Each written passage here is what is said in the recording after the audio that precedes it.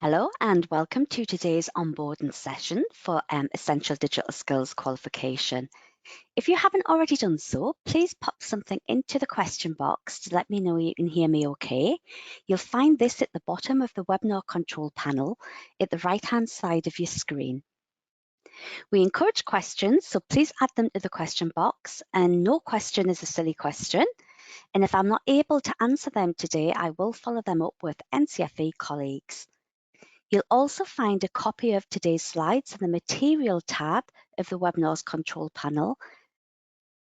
This session will be recorded and shared on our YouTube channel.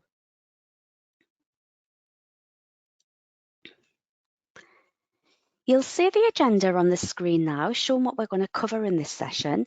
And this session focuses on the Essential Digital Skills Qualification at Entry Level 3 and at Level 1. My name is Rachel Webster, and I'm one of NCFE's Provider Development Officers. I'm responsible for supporting centres through the planning, onboarding and the CPD process for NCFE cash qualifications and focusing specifically on our digital offer. Now, just a little bit about my background. I have vast experience of delivering and planning IT related courses, ranging from entry level 3 right the way through to apprenticeships. And in addition, I've worked as a quality manager and led CPD and standardisation sessions. And we're hopefully going to be joined today by Luke Corden, who will give a little demonstration and some further information on our portfolio of skills assessment tools that can also support you with essential digital skills. Now, I'd just like to begin with a poll about your current confidence levels. So I'm just going to launch the poll.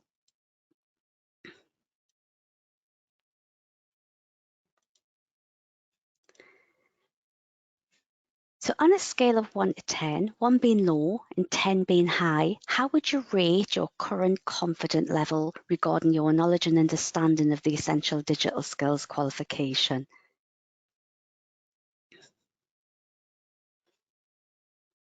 And see your votes coming in. I'll just give you a few more moments.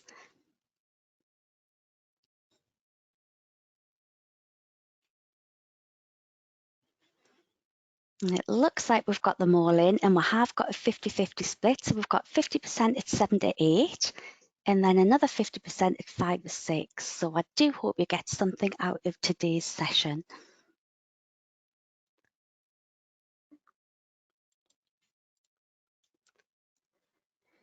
So now just moving on to the qualification overview and purpose. Essential digital skills are more important than ever. In 2020, we experienced a world where face-to-face communication wasn't possible, and therefore having a grasp on digital technology and communication was vital to stay connected. So the purpose of the Essential Digital Skills Qualification at Entry Level 3 and Level 1 is to allow learners to demonstrate understanding of and competency in the essential digital skills they need for life, including work at Level 1. It will enable learners to engage with digital services and products in everyday life and work. And the minimum age for this qualification is 14.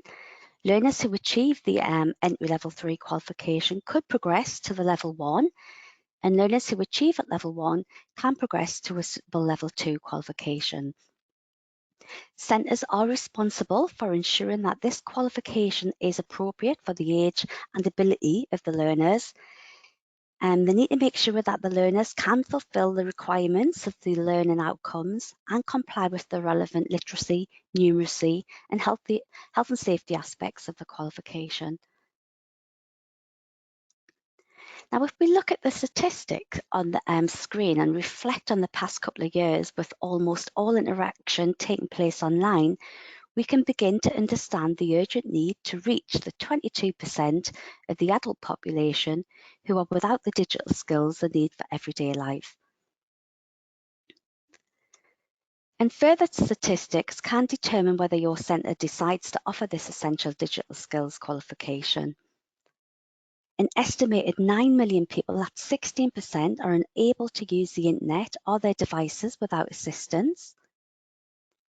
6.5 million, that's 12% of people, cannot open applications.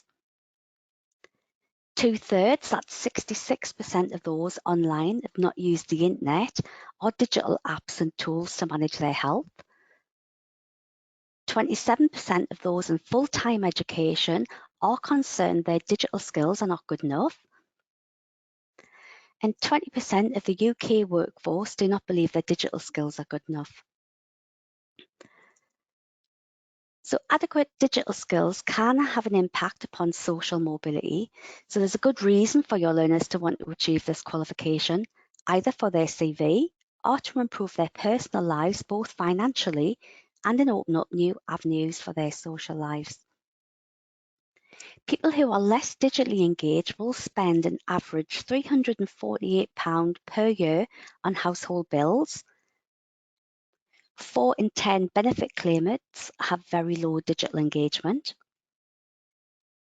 People with an impairment are 25% less likely to have the skills to access devices and to get online by themselves. People with an annual household income of £50,000 or more are 40% more likely to have foundation digital skills than those earning less than £17,500. 61% of highly digital citizens have used the internet to successfully apply for a job. Okay then, so let's start off at the beginning of the journey. Having a comprehensive initial assessment and induction stage is going to be vital, as learners may be starting their EDSQ after many months or sometimes years out of learning, and centres will need to ensure the learner firstly can enter the programme of study at the level that's appropriate to them. Secondly, the assessments also allow the learner to be able to plan their individual achievable learning goals. So please plan in your induction activities in a way that fully assesses your learner's starting points and potential. Initial assessments can help the tutor or assessor to ascertain any special learning requirements, disclose any information that needs to be shared, and allow for individual requirements to be planned for and met. The digital entitlement will support learners with no or low digital skills. They will be fully funded, and a condition of that funding is that the learner sits an initial assessment to identify the level they are working towards. Providers must carry out an initial assessment using current assessment tools based on the national standards for essential digital skills. Carry out an appropriate diagnostic assessment to inform and structure a learner file to use as a basis for a programme of study. Enrol the learner on a level above what they're assessed and to be able to provide evidence of this. Deliver ongoing assessment to support learning. Record the evidence of all the assessment outcomes. I'm just going to hand over the screen to you.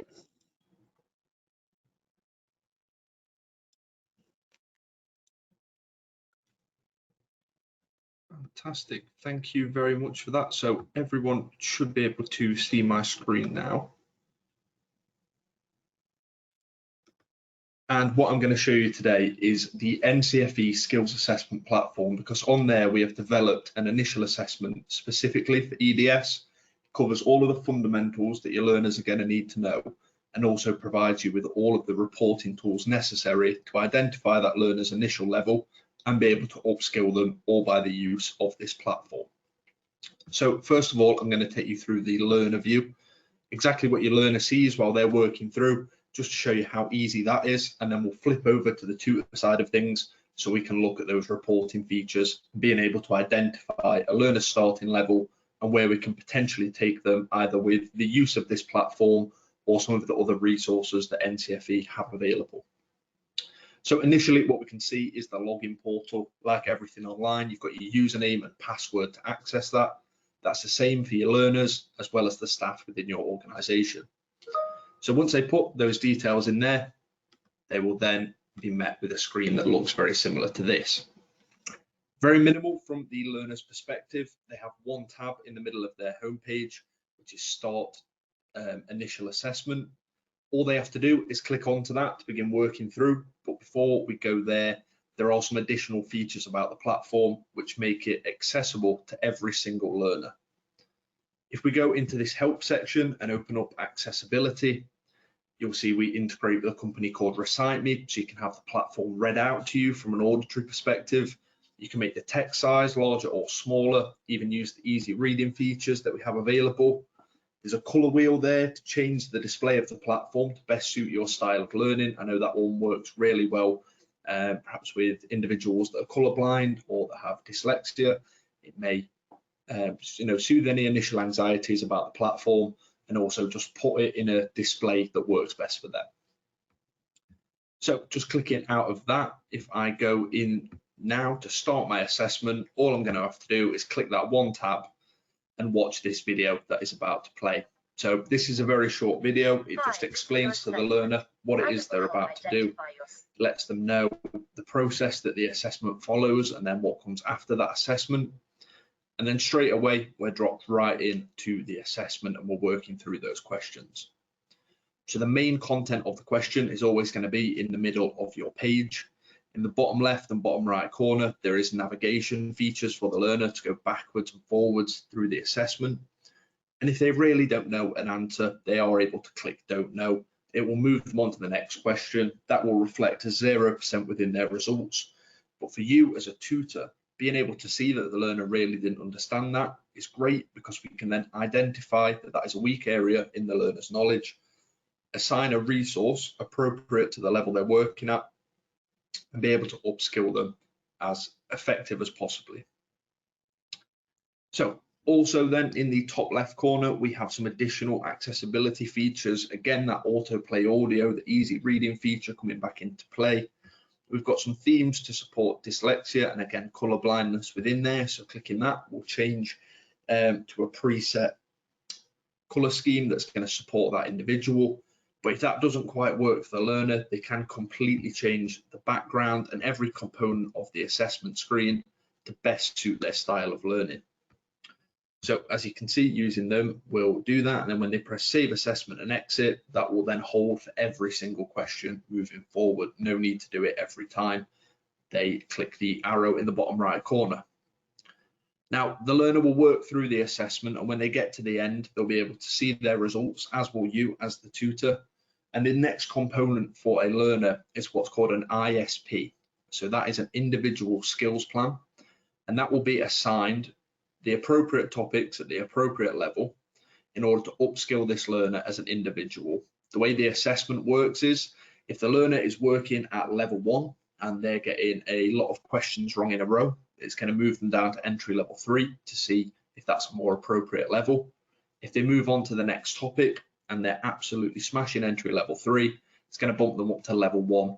So we get a really definitive set of results that shows you exactly where the learner's key knowledge points are and where their not so strong knowledge points are as well. So I'll just click out of the assessment and then we'll go back to the home page, and I will have to access the skills plan in a slightly different way with this being a demo account. But for your learners, as soon as that initial assessment was finished, the ISP would replace this tab here. They'll just have to click into it and they'll start working on their resources. As I said, I'm going to have to navigate a little bit differently to get there, but this is what the ISP will look like for your learner. So I'll just close that side toolbar down so we can get a little bit of a better look at this. And within here, we now have all of the learning resource that is assigned to this learner in particular. So you can see we've got all of the topics listed on the left-hand side. These blue drop downs just identify the criteria that is there. You've got the initial status of that resource, so R being required, it was identified within the learner's assessment that they are going to benefit from using this resource, and P meaning proficient, they already have shown 100% of the knowledge required, for example, in creating and editing at entry level. Now next, a tutor can set targets on here, so you'll see they've got some work to do, and this was the date they were meant to get that done by. And once those targets are completed, they will change to appear as such here, where you've got the green tick. For the learner, all they need to do is press continue here in the actions column, and it's going to take them into that learning resource. Now, that could be a number of different formats. It may be a worksheet like what we've got in front of us. It could be a video for the learner to watch and hopefully understand the content within there.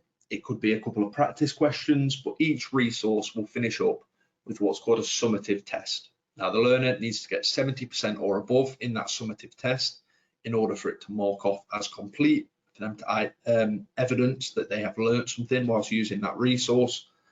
And as they do that, it will appear within this learning progress column here.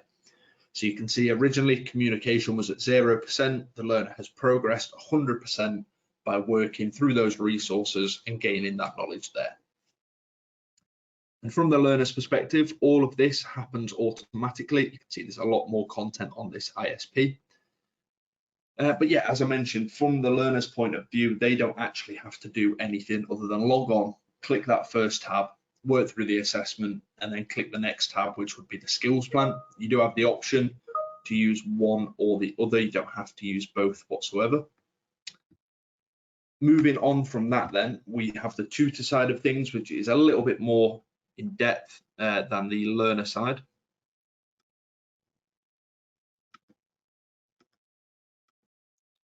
Just going to change account and log in as the tutor now.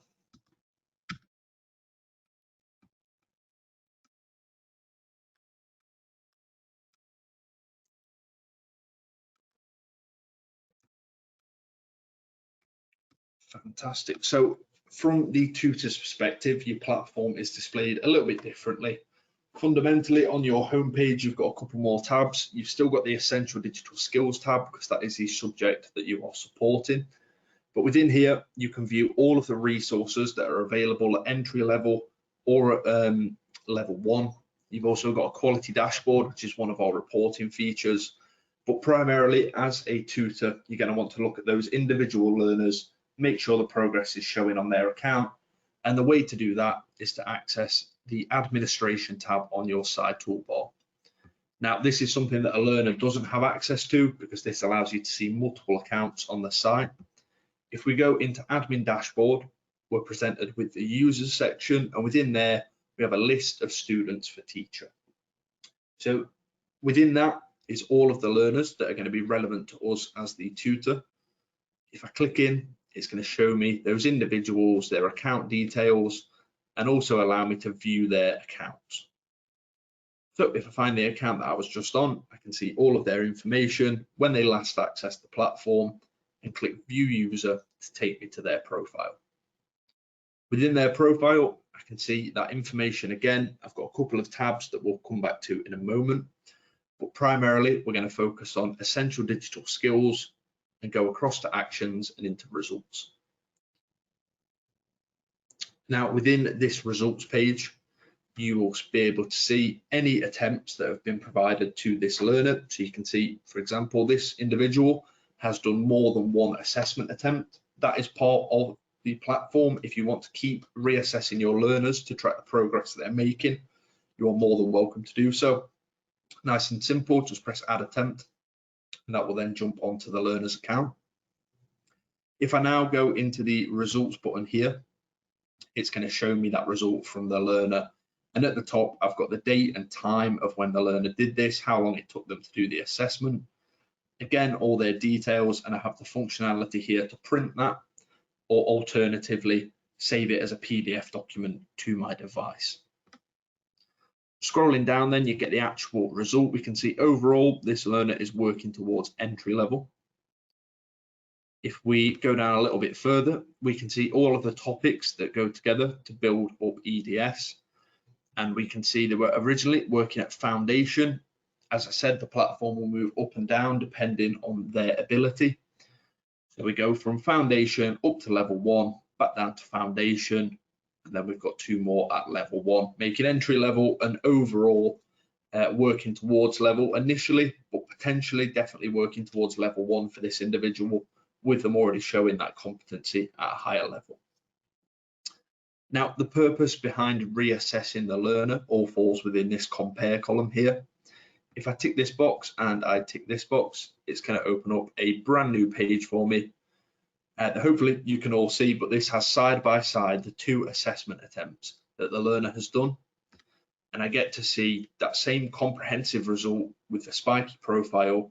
And I can see hopefully how my learner has improved from point A up until point B. And again, you've got the functionality within there to print that out and actually evidence that whenever you should possibly need to.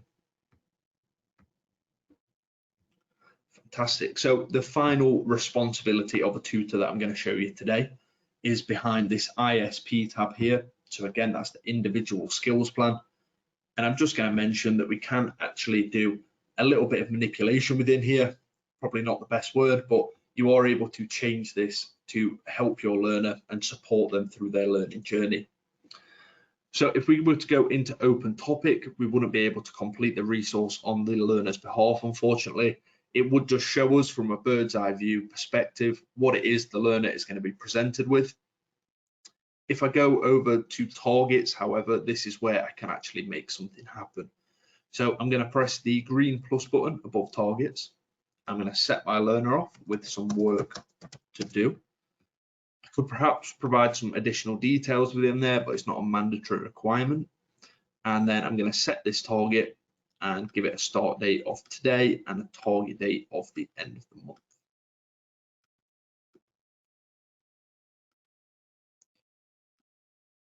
Okay, so complete date will automatically fill when the learner actions this, as will the status changing from set to completed. But now I can actually see all of the topics that the learner is assigned to. I can hover over these criteria codes in order to make my decision.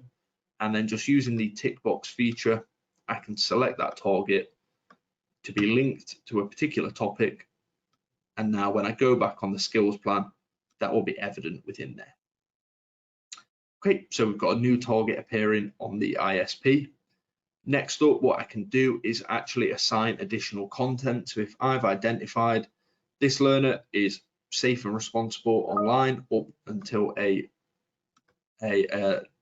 entry level point, I could go and press this blue drop down here, press assign, and then when I'm in that section, I can see all of the entry level resources that are assigned to my learner. I can go down, select other levels, and have access to the level 1 content as well. Press assign, it will change the topics above, and I can use these drop downs to select or deselect the content. Press save, and that will then jump onto your learner's account and be available for them to learn. And the way you keep track of that, again, just within that initial status section, you'll see there is one there for M, which is manually assigned or assigned by a tutor. Now, there's a little bit more to getting set up on the platform, but throughout that whole journey, you are supported by the brilliant skills assessment team we have at NCFE. They'll take you and your staff through as many training sessions as you like to feel confident working on the site. And all of that is completely complimentary. The only thing you pay for with this is to get your learners onto the platform. All staff and all training is included. That's everything from me. Thank you very much for your time. And if you do have any more questions regarding the skills assessment tools, please just pop a little question into the question box and I'll pass those on at the end of the webinar for you. Okay, now moving on to the essential digital skills content.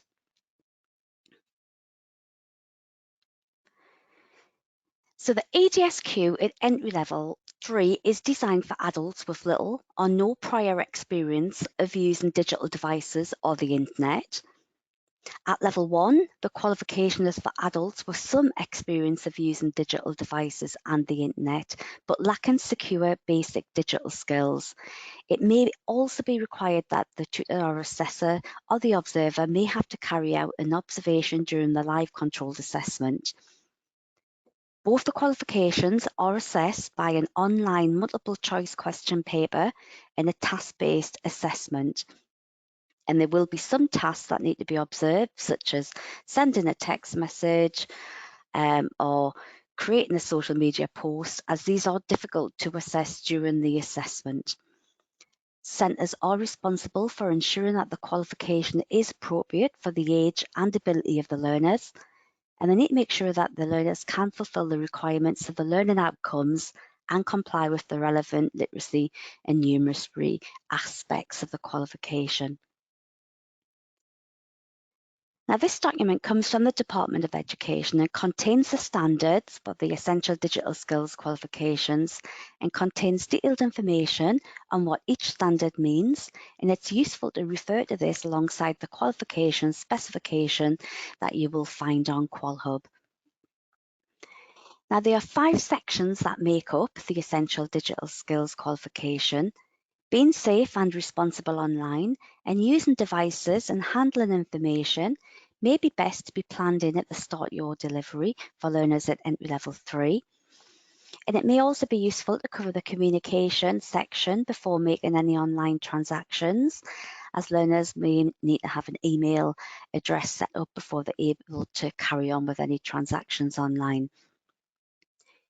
You can now see how the guided learning hours for each section, the completion of all mandatory content to include the controlled assessment, is completed under supervised conditions.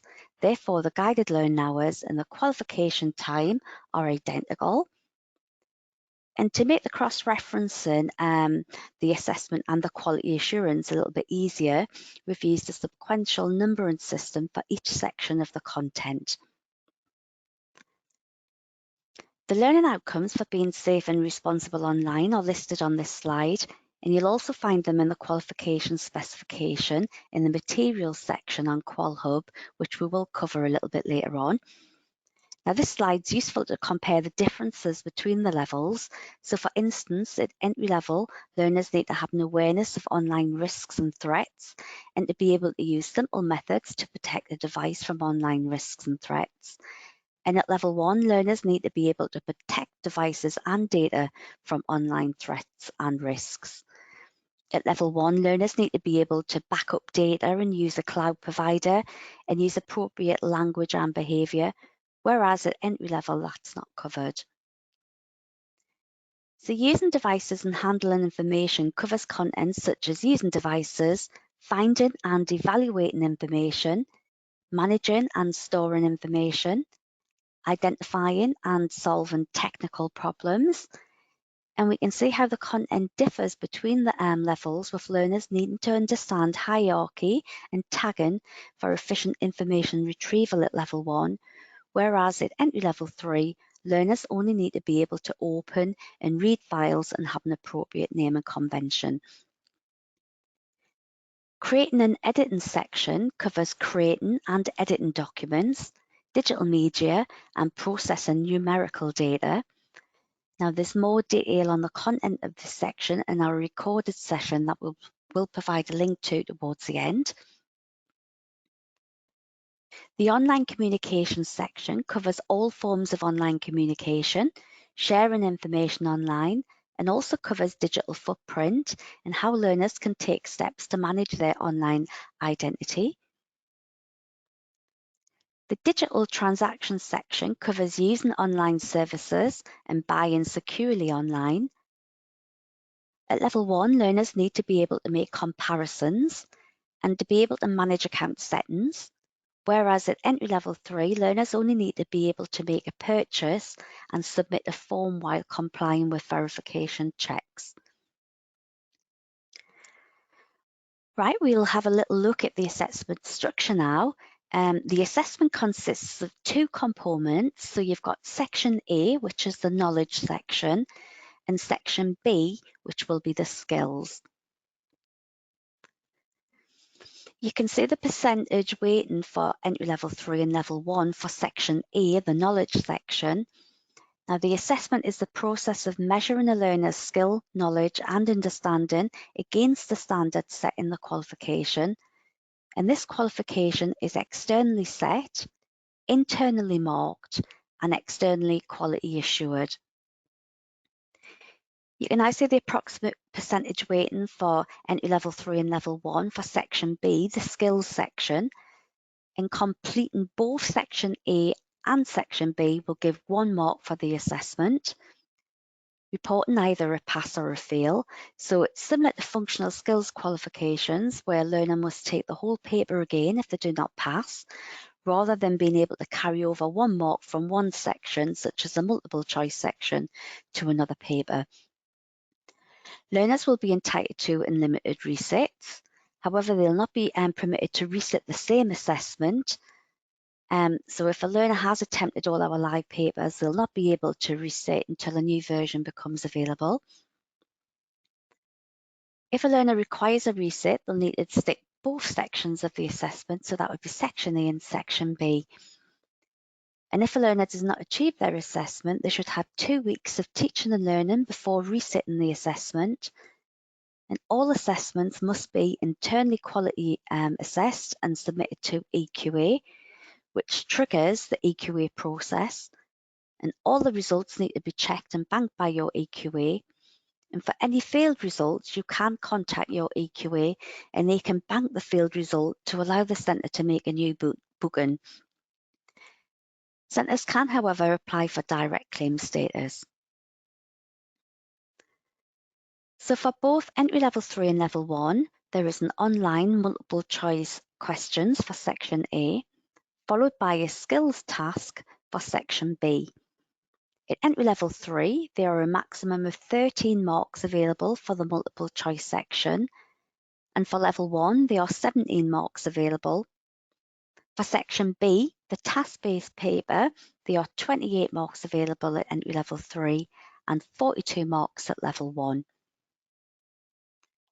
So as previously mentioned, the qualifications are externally set by NCFE, then internally assessed, and the assessments are set under control conditions. At entry level 3, 85 minutes are allowed, with 20 minutes for the multiple choice section and 65 minutes for the task-based section. At level 1, 145 minutes are allowed, with 25 minutes for the multiple choice section and 120 for the task-based section. Now, if a learner completes section A in less than the allocated time, they can still only take the 65 minutes or 120 minutes for paper B for the second section. The paper must be sat in one sitting. However, a 15-minute supervised break is built into the platform between section A and B, and this can be ended before the 15 minutes if necessary. Now for section A, the multiple choice section, there's only one possible correct answer. Here we have an example of a question from the entry level 3 sample paper. This question assesses content from the Being Safe and Responsible Online section. And I'm just going to give you a moment just to read the question and then pop your answer into the question box.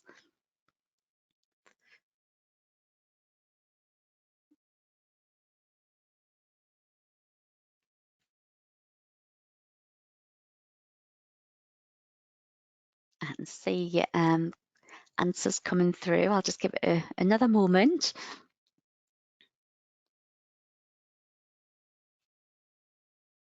Yep, so that's great. Everybody has answered correctly, and it was option D. Now, this next question assesses learners' knowledge of using the digital device content. Again, I'll give you a moment just to read the question and then pop your answer into the question box. So which one of the following would require a user to use keywords?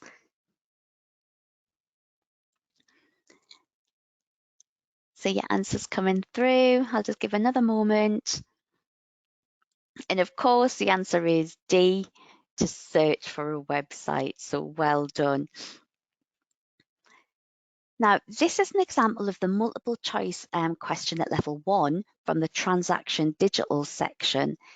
Again, I'll just give you a moment just to read the question and then pop your answer into the question box.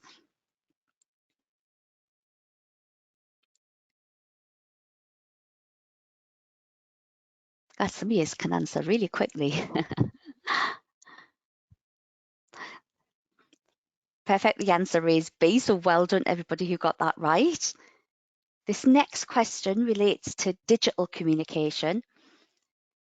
And just read the question and the available answers and just pop your answer into the question box.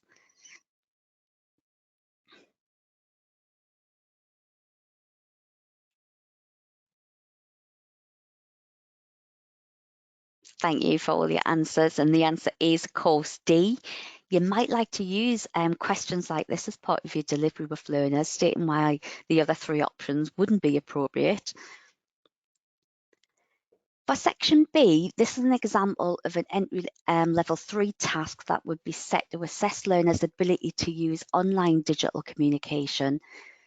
The scenario is set out at the beginning, and then the learner must download and save a phones for sale document, apply formatting to the document, use the cut and paste facility, resize and align an image, and then the learner will need to upload the completed document after editing and saving. Now, this is a sample question that learners would complete in the task-based part of the assessment at level 1. Again, the scenario is placed at the start of the question, and learners download a do's and don'ts document that has already been created. And at level 1, they're using additional picture formatting tools such as brightness, contrast, resizing and applying a filter to an image, along with inserting and creating a table, copying and pasting information into a table, along with other formatting tools. The do's and don'ts document then needs to be saved into a local storage location. So depending on how your PCs are set up, it could be on your network drive or on the PC's hard drive. A screenshot of the do's and don'ts document saved in the local storage location is required, in addition to the document itself. So the learner will be uploading 2 documents here. So after the assessment, everything stored and successfully uploaded by the learner should then be destroyed from the PCs, as it will form part of the assessment material. The mark scheme here is for the previous level 1 question. It's fairly detailed, showing how the marks will be allocated if learners don't complete the task with complete accuracy. So for instance, in part A and B, if learners don't get the correct number of rows or columns for their table, or if they've only placed 1 image in the right place rather than the 2 required for both marks, the explicit nature of the mark scheme should make it simple to mark learners' work, so that standardisation within the centre is quite straightforward. Now, we have made a short recording to show you how you could standardise the task-based section, and you can find this on our training page on QualHub. Okay, we're now going to move on to delivery and QualHub, and the key areas you'll need for successful delivery of the Essential Digital Skills programme. I'll also take the opportunity to remind you to ask any questions. You'll find the question box in the control panel. Now, thinking about your delivery and getting to know your learners and understand what's brought them to you for this Essential Digital Skills qualification will be vital in engaging them fully with the content and enabling you to tailor your teaching so that it's relevant and it will fit in with their lives.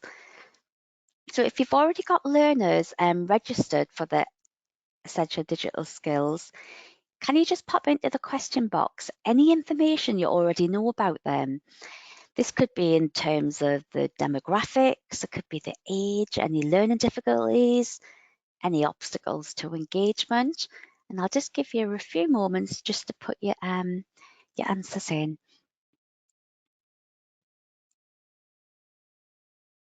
Yep, somebody's just popped in. They're local to the area because they've been referred by a job centre, yep. And what their barriers to learning, so they could have lack of IT skills, they might have been mandated, you might need to think of teaching strategies to engage them in activities.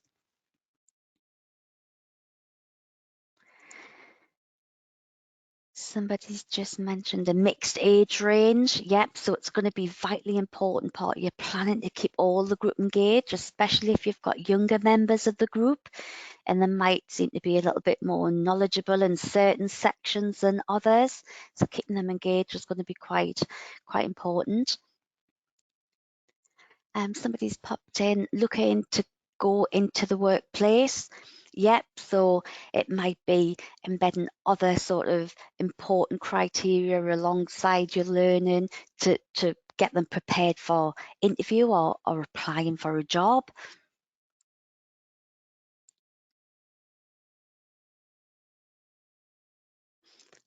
And so he's just put long-term unemployed.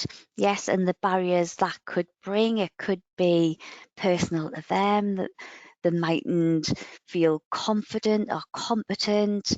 And it's just really reassuring them and taking things at their pace. So thank you very much for your input, and we'll just take a look at the types of people represented in this slide. Can you think of any hooks from that content that will help these people benefit from the qualification? And what might their barriers to learning be? And how could you overcome them? Yep, somebody's just put in techno dinosaur. Yep. So how could you overcome that? Yep, the benefits of using applications to track health and fitness online. Help them with job searching. Yep, the lack of confidence, how people might get stressed out by technology. Yep, you could have language barriers as well, yep. And then just basic communication using IT. You might have members of your group who have got no email, they're not used to the online communication. So fabulous examples, thank you very much for those. Now let's look at what a typical educator and learner journey looks like for the Essential Digital Skills qualification. So currently we are at the onboarding stage, and following this webinar and the resources that we can guide you to, you should be in a position to begin planning your course delivery and taking your learners through their initial and diagnostic assessment. After you deliver the subject content and the learner hopefully finds it engaging and stimulating so that they learn the content, they will then be ready to review what they've learned, prepare for their assessment, and then finally take the assessment. Now, the final stage for you as the tutor, after your learners have their results, is to review what has gone well with your delivery, what could be improved, and then use this feedback to plan for your next cohort of learners. And then you also may have learners who need further teaching and learning before reset. Okay, moving on now to QualHub and how you can access the vital information for the Essential Digital Skills qualification. The web address can be seen on the screen now, and this will take you to the landing page for QualHub. And if you select Delivery and Learner Support, this will take you to the main qualification page. And if you select the Qualifications tab from the menu along the top of the ribbon, a submenu will appear. And if you select the Delivery Support tab, then the Essential Digital Skills tile, you'll be taken to a central point for all the support and information you need for the delivery of your Essential Digital Skills. The Qualification Information tile will give you access to all the relevant qualification information and support guidance for the Essential Digital Skills. Now, the most important documents that can be found here is the qualification spec. I recommend you always go to this document, as is, if it is updated, you'll always make sure that you're using the most current version. And the recent version number will be noted on the bottom left-hand side of the spec. From the qualification information page, if you select either of the three tabs highlighted, it will take you to the following menu in which you can select and access the support material assessment material, teacher material. Within this section, you can download the qual spec as previously mentioned, along with the support handbook and qualification fact sheet. When you select the assessment material, you can access the assessor guidance for the controlled assessment, the regulations for conduct along with user guides. And it's important to mention here for the live assessment, you'll need to register and book the Essential Digital Skills Controlled Assessment on the portal. The portal will transfer the booking directly to Surpass. You will then need to download and install Surpass Viewer. And Surpass Viewer is the web browser that you need to access the Surpass system. Surpass is the main administration system for all your booked assessments, and you must access Surpass through the Surpass Viewer. Okay, we'll now take a look at the support available for you. Let's turn to the support that you can expect from NCFE going forward. The provider development team are committed to NCFE's core purpose of promoting and advancing learning, and to achieve this, we plan to engage with you in curriculum consultations at 3 different stages. So you have the induction as part of your onboarding, just to get you started with delivery and to prepare you for any pre-assessment preparation, signposts to sample papers, and accessing teaching and learning resources. And I know some of you would have already had your initial consultations, but we will be in touch with all centres who do gain approval for essential digital skills. Then again, at midpoint, a check on delivery and to signpost you to any quality assurance processes in preparation for live assessments, which for many of you, the time frame may vary depending on your delivery model. So we will time our consultations accordingly. And then your final review to discuss and reflect on the delivery. The provider development team will support teaching staff through the onboarding period, where support interventions and events will be made available to access. And this will include our onboarding webinars just to get you started, and support centres with an ongoing programme of CPD, looking at topical and relevant areas of interest, and these take place once a quarter. To support your delivery, we have several learning resource options available through QualHub in the Teacher Material tab of each of the qualification pages. And these resources are designed to be used in all your classroom settings and can be shared on your VLE. The first option we have for you is our freely downloadable schemes of work. And the 5 schemes of work for each qualification are written to cover each of the qualification sections. The schemes include suggested learning activities, timings, additional resource ideas, including links to websites, videos and online articles, and they are an essential starting point for any centre. And then within this section, you'll have access to the Essential Digital Skills Glossary. Second option is to purchase the Digital Resource Pack. And this pack is an all-in-one digital package of resources for you to support your learners. And the package includes 23 sessions of engaging PowerPoints that cover all the learning outcomes. All PowerPoint slides can be altered to allow flexibility for tutors or to make more learner cohort specific examples. For example, you can add your own web links, etc. Associated worksheets and supporting materials for the session. And a digital learner workbook that can be shared with all your learners as a great reference point and a place to save examples of their work. Now, this digital resource pack is versatile and editable, and it's an easy way to support classroom delivery. And this pack, combined with the freely downloadable schemes of work, complete the set. And centres purchasing this digital package of resources can use them with unlimited number of tutors and registered learners. And the one-off fee will include any updates and any revisions to the learning materials if and when required. Now, the third option would be a resource pack that does not include the learner workbook.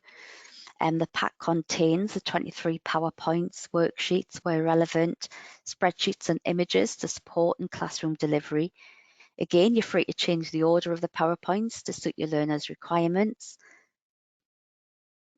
For example, they are suggested starter activities, and these can be completed either before or after outlining the session learning outcomes, or you may wish to add an image or community forum link or a social media page that's relevant to your group, which would be a great opportunity to provide a local application of learning.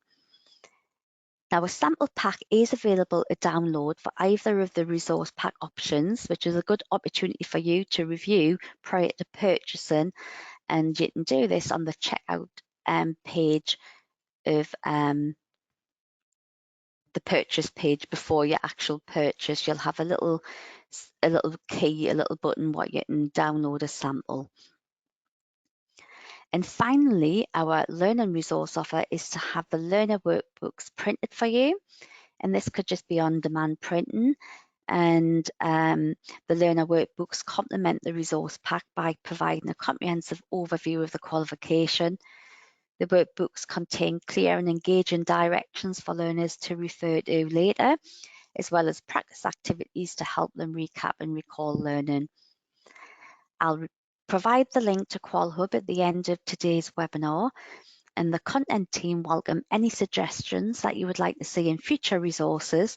So please do get in touch if you have any ideas you would like to put forward.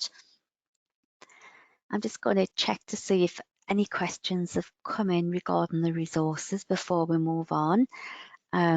Somebody's asked, where can I purchase the resources from? And this will be from QualHub. On the course information page, you can select the Qual Spec or Teacher Materials tab, but you will need your portal login to purchase the resources.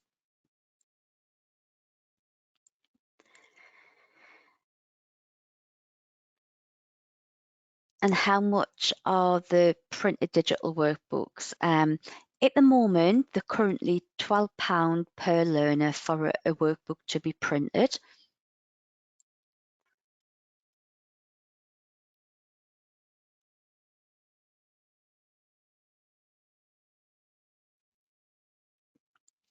Okay. So in addition to the resources and qualification specification from the main central area on QualHub, you'll also have access to the digital skills booking.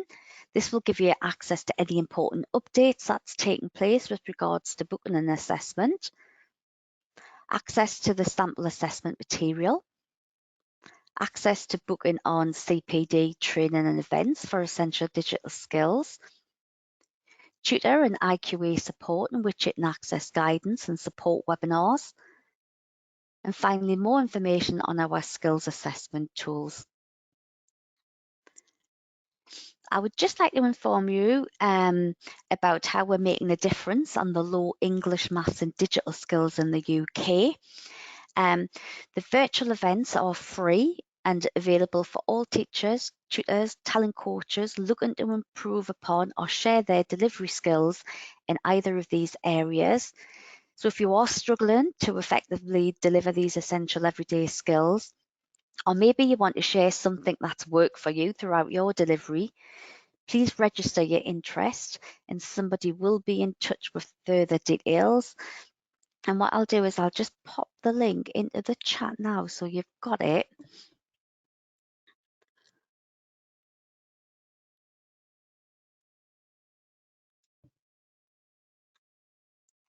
And that will give you more information as well.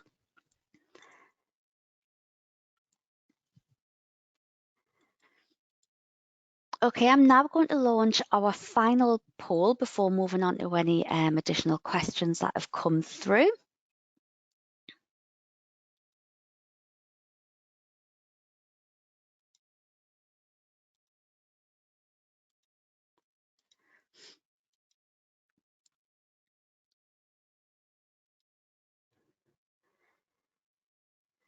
So how confident do you now feel regarding your knowledge of the essential digital skills qualification from your starting point?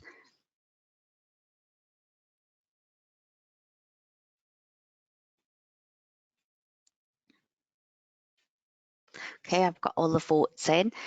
Now we've got everybody sitting at 100%, that's 7 to 8. So half of the people, the knowledge is still the same. If you haven't had any curriculum consultations, if you've just recently been approved, I'll be in the process of making contact with you.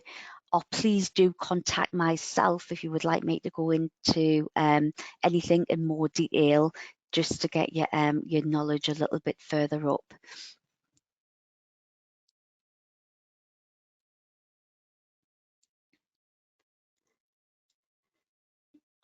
So, okay, we're at the questions and answer section now. I'll just check to see if any further questions have come through. Please also leave your key takeaways into the question box. Somebody's just asked, can the assessment be delivered remotely? And no, this is a controlled assessment, so learners receive an element of support, so the assessment needs to be sat in person. Do the learners see their marks for the multiple choice section before moving on to the next section? And can the assessor see the marks? Okay, so the results are automatically marked. The system will automatically mark the results for section A, the multiple choice section, but the learners cannot see their marks. And once the assessment is over, the assessor will be able to see the marks. However, they'll not be able to amend the answers or marks in any way or give feedback to the learner until it's gone through the EQA process. When do assessments take place? Well, these are on demand, so all you need to do is to book them through the portal. And once you have booked your learner for the controlled assessment on the portal, you will receive a pack, a learner pack for each learner, what you've booked, and within that pack, it gives you tutor guidance on what to expect, on how you can prepare for the controlled assessment. It would give the mark scheme, any additional files, what may need to be put onto the learner's exam computer in preparation.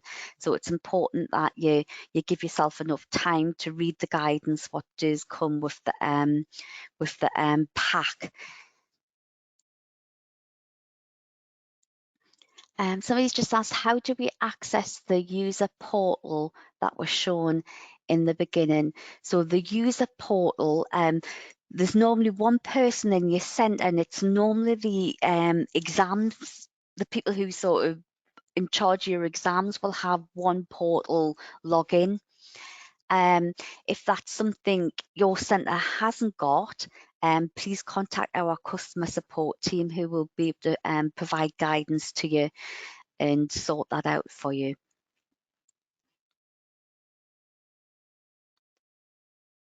How quickly after registration can a learner sit an online assessment? So once the learner is registered on the portal, it takes probably about 20 to 30 minutes for the registration to pull through to Surpass, and then the centre will be able to book the learner. But the portal's the main sort of area where you do all your booking, and then that updates Surpass. So you're using Surpass for more administration.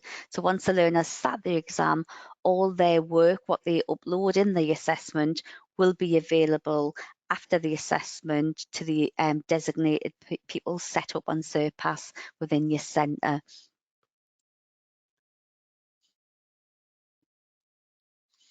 Can the assessment be taken on a tablet?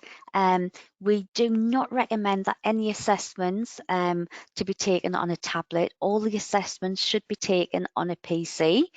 And we do also recommend that the Surpass viewer is installed and accessed on individual computers, and it's not run through a virtual private network as well.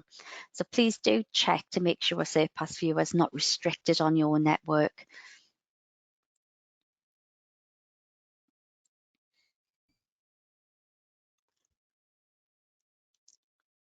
Okay, so I'm your contact for support related to teaching and learning, support with planning and preparation for assessments. Your account manager will support you with any additional products and developments. The customer support team are there as the first line of inquiry regarding the portal, registering your learners and Surpass. And I've also included the contact email for our skills assessment team if you're interested in arranging a demo of our assessment tools.